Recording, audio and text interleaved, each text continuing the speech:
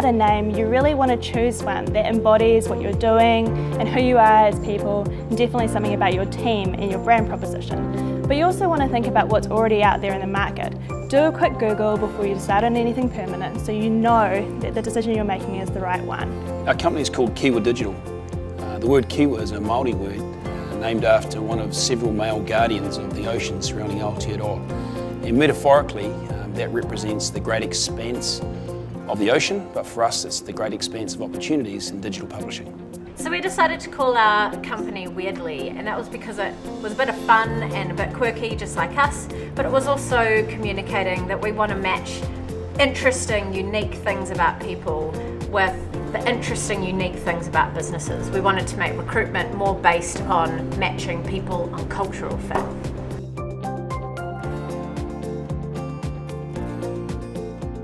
Well, we primarily create computer games from iPhone to PlayStation 4, but one game in particular we created is quite unique, and that was a game to help New Zealand teenagers combat depression, and that game is called Sparks.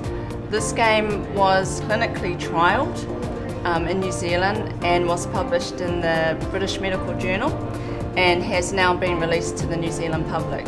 So this game is different in terms of it's not just about entertainment, but it's about education and e-therapy as well.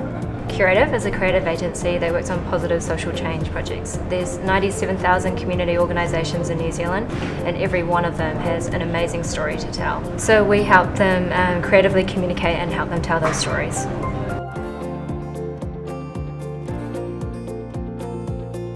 In startup, we like to do something called leading with the need. It's basically identifying a problem that you have, your friends have, your family and your wider community has. Building your business idea or proposition around that problem means that you're actually creating a solution that everyone wants.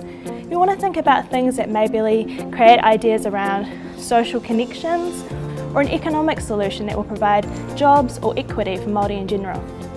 The idea at Kiwa is to improve literacy. And we appreciate that literacy starts at a really young level, and so being able to have digital tools that allow a child to accelerate their literacy, particularly in the area of reading, is very, very powerful to develop their confidence in what they're going to do as they move forward in life.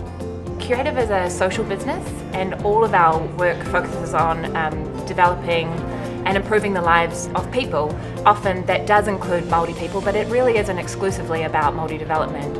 One of the ways that we work is we use a practice called co-design. Co-design is where you include the people for whom a product, service or tool is intended for in its very design. And more we're finding that we really do need to consider the needs of Māori in the design and development process.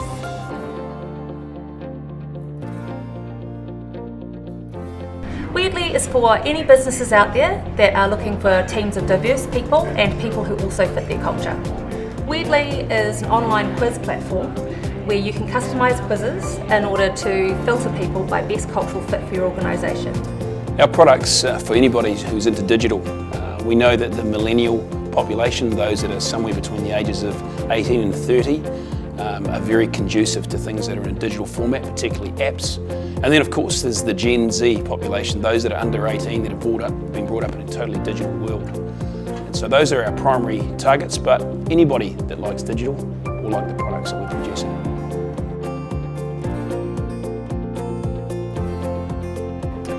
You want your idea to have a true digital focus, so think about the breadth of what digital can bring. Think about maybe using a website or a web platform. Is your idea based around e-commerce? Or is it some sort of big data tool that can help you churn through data for government or local agencies? There are so many possibilities within digital, so really try and look at every scope that you possibly can use to create a solution that will work. At Curative, we're a creative agency, and largely we're working with community organisations to help them reach wide and far and tell and share their stories. Now, we live in a digital world. It would be impossible for us to do this without including some digital components. So often our communications programs include web, social media, a combination of both of those things, and we're always exploring new digital tools and techniques that we can use.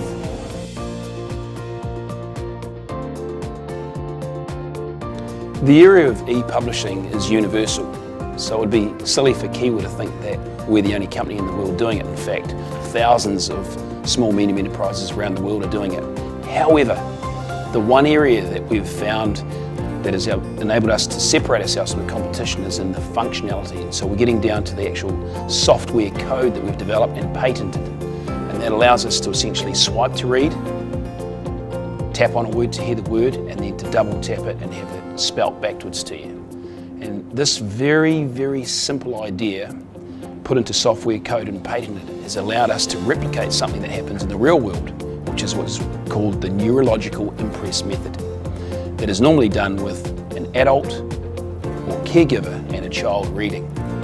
And by understanding this very simple behavioural principle, taking it away, getting our development team to look at it, we have been able to digitally mimic something that is usually done with 2 people. Groundbreaking. When you think about games, you think of them for pure entertainment. But when we looked at developing a game to help people through e-therapy, we decided to look at the market to see what other games were there. First off, we researched. I went online, I emailed colleagues in the industry internationally and asked them if there are any other games out there like Sparks or to help treat depression. And as I found, there were games out there to help with other issues such as cancer treatments and educational tools, but there wasn't anything out there for depression. So once I had been through my market research and talked to a lot of people about it, we decided to move ahead into developing Sparks. So the first thing was about identifying whether there was a need, and there was. And the second thing was what kind of game and the content within the game is going to help address that need.